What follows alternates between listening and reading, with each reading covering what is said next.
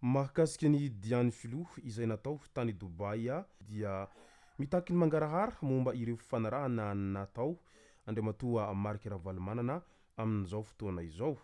Ka ny pitsopitsony mahakasika an'izay ny fakafakena amintsika atao anatin'ity vidéo ity ka manasa antsika rehetra anaraka an'ity vidéo ity hatramin'ny farany. Azadino ny milaiky ny vidéo antsika ary tsarovy hatrany ny miabone amin'ny chaîne antsika mba ahafahanareo manaraka tsy tapaka ny vidéo zay lefa eto isan'andro. Tsy ampy-andrela moa isika fa avy hatrany tonga de vavany ndao ary.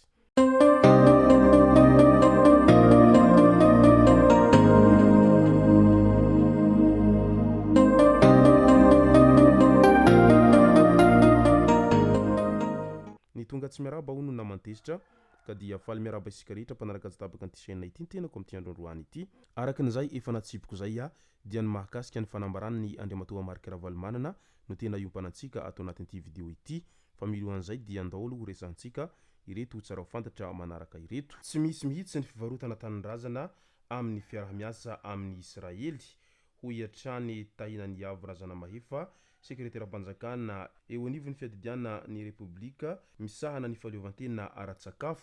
Nitondra fanazavana momba ny resabe izay mandeha taorian'ny fanaovan-tsonia fiarahamiasa teo amin'ny LR Group sy ny sekretariam-panjakana miadidy ny fahaleovantena ara-tsakafo Ramatoa Tahinany Avy Razanamahefa fa tsy misy mihitsiny izany fivarotana tanindrazana izany.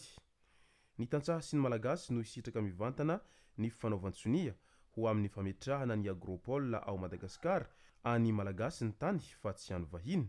Isitraka fiofanana, traikefa, teknôlôjia ary fananganana ireo fotodrafitrasa ilaina amin'ny agropole no ho anjara biriky ny LR Group fa maha olona ny asa ny fitantanana sy fandrindrana ny tetikasa kosa dia ho tanterahany Madagasikara.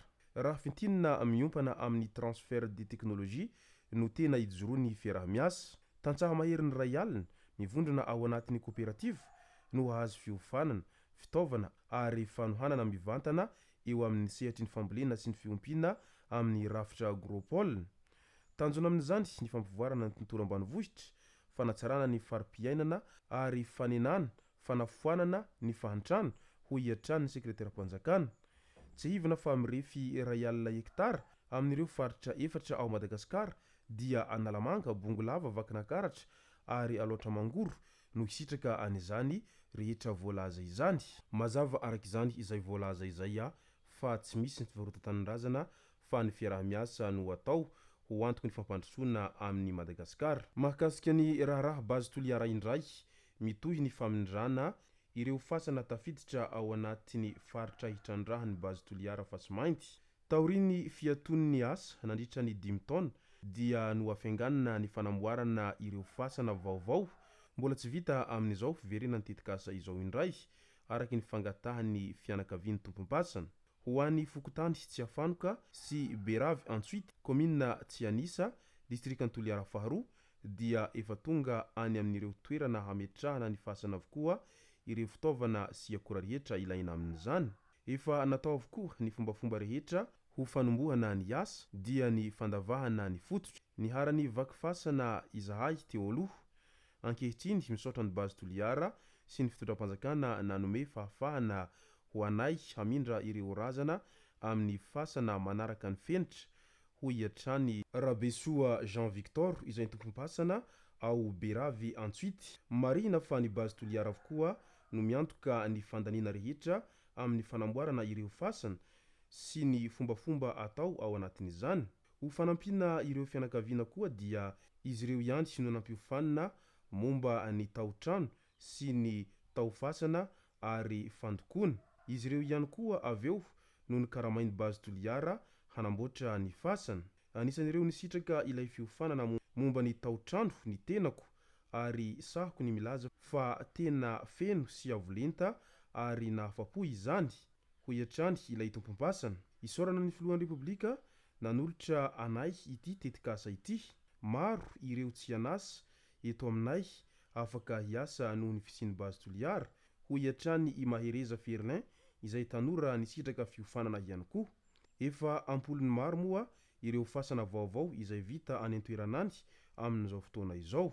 Maro ihany mofo no taitra raha vantany voanahita sy nande an'izay hoe fanamboarana fasana sy famindrana fasan'olona any Toliara any amin'izao fotoana izao zay satria tranga tsy dia fahita loatra izy ity fa tany Toliara araka izany no nahitana an'ity tranga ity voalohany angambany raha teo amin'ny tantaran'i Madagasikara no resahana. Nosokafana tamin'ny fomba manetriketrika teo amin'ny araben'ny fahaleovantena manoloana ny lapan'ny tanàna ny Analakely ny fankalazana ny 20 taona niverena ny fahaleovantena ny Madagasikara sy ny 20 taona ny orenan'ny folo alindahy malagasy. Nanome voninahitra ny lanonana teny an-toerana ny filoham-pirenena no sady filoha faratampon'ny folo alindahy malagasy. Nandritra ny lahateniny no nanaova ny antso ho an'ny olom-pirenena manerana ny nosy mba haneho ny fitiavan-tanindrazana amin'ny alalan'ny fananganana ny sainam-pirenena eny amin'ny trano, sekoly, birao ary toeram-piasana rehetra. Nanamarika ity fanombohana ofisialy ity ny fananganana ny saim-pirenena na raha nireo hetsika ara-kolotsaina toy ny diam-piarahamientana izay notanterahan'ireo androm-panjakana sy ireo minisitra nasongadiny faritra 420 ao Madagasikara ao. Andao amin'izay ho resantsika ny mahakasika ny fanambarana izay nataony Andriamatoa Marc Ravalomanana. Nanakoako teto amin'ny firenena ny dian'ny filoha sy ny delegasiona niaraka taminy tany Dubai ny 17 ka hatramin'ny 18 Mey lasa teo iny nandritra ilay dinika ara-toekarenina Madagasikara Dubai na Madagasikara Business in Forum Dubai. Nisy ny fifanarahana vita izay teo amin'ny sehatry ny angovo niarahana tamin'ny vondrona Emirati Masdar izay voalaza fa hamokatra herinaratra 50 megawatt azo avy amin'ny masoandro. Manoloana izany indrindra dia naneho ny heviny tamin'ny mpanao gazety ny filoha nasionaly ny Antokotima ny 17 Mey lasa teo iny. Nandritra izany no nitakiny Andriamatoa Marc Ravalomanana ny mangarahara momba ireo fifanarahana izay natao.